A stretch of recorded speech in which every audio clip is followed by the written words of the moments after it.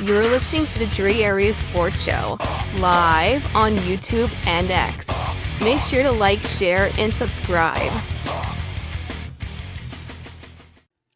The Niners made a big announcement over this past week. They re-signed Kyle Juszczyk to a 2-year deal.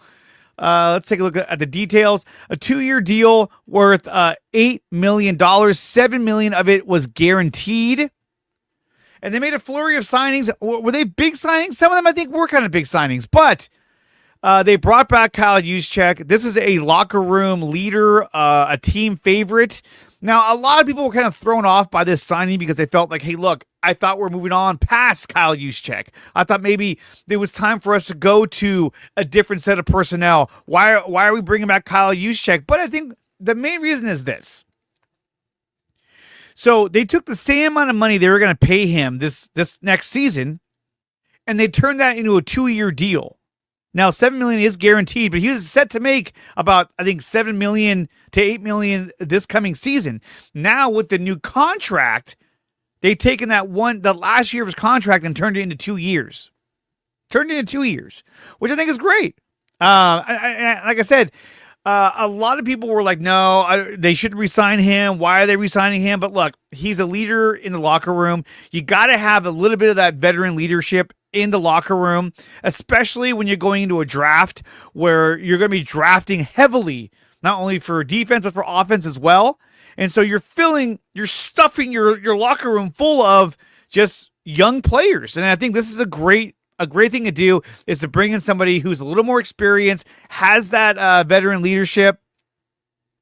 And look, another thing too, this is what Rockin' New Era 84 writes, also not many teams even use fullbacks, so his options are limited. Exactly. And I think when you look at it, they released him so he can go pursue his own contract, right, with a different team. I think he saw what the market was like out there. And I think he realized, hey, wait a minute. If I go to, let's say, the Steelers, I'm only going to get used a handful of times. I'm only going to get used on certain downs.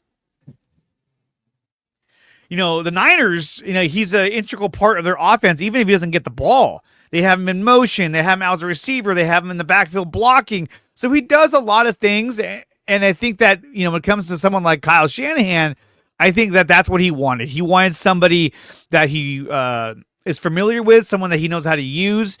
And I think he wanted that experience in the locker room. I'm not opposed to this contract signing. It's not like they've gone and spent a bunch of money anyway. So I'm fine with them bringing back Kyle Juszczyk.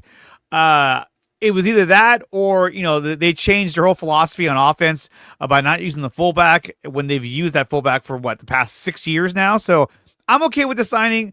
I like they brought back Kyle Juszczyk. Like I said, leadership in the locker room. He knows the offense. They use him in different ways. And not to mention, over the past few years, he's made some clutch fucking catches, especially in playoff games. So, yeah, I'm all for this signing. And he wants to be a Niner. That's the other thing, too, is that he wants to be a Niner. Now, how do I know this? Well, he recently did an interview on SiriusXM. It was posted all over social media. And I wanted to share that with you guys. And this is what he had to say about wanting to come back to San Francisco. I think that's really important. So let's take a listen. The last couple of days, it's funny you said it was a short stint that I was a free agent, but for me, I mean, it felt again like a lifetime. I had discussions with them throughout the off season that maybe it was a possibility that I was going to have to take a pay cut, or we're going to have to rework some things in my contract. But it was never anything definite. It was just something that they put on my radar and something that, I needed to be prepared for. And just as things went on, I just the optimist in me started telling myself that, man, I don't think we're going to have to do this. It's getting close to the actual free agency period. Haven't heard too much. Things are kind of looking good. But then, they finally, a couple days before that, were like, yeah, this is a real thing. The financial restrictions we're under are a real thing. And, they kind of put it in my court of whether, I wanted to be released or if we wanted to continue to try and negotiate a pay cut. But I think, like anybody, it's good to see what your market is. And so they gave me the opportunity to do that. And so me and my agent, went to work, and we had some interested teams, and we explored those possibilities because I feel like that's just fair to me and my family. You got to explore those possibilities, even if it's something that deep down maybe you don't want to do. We looked into it, and I think, just to put it in the simplest terms, at the end of the day, it was too much to leave home.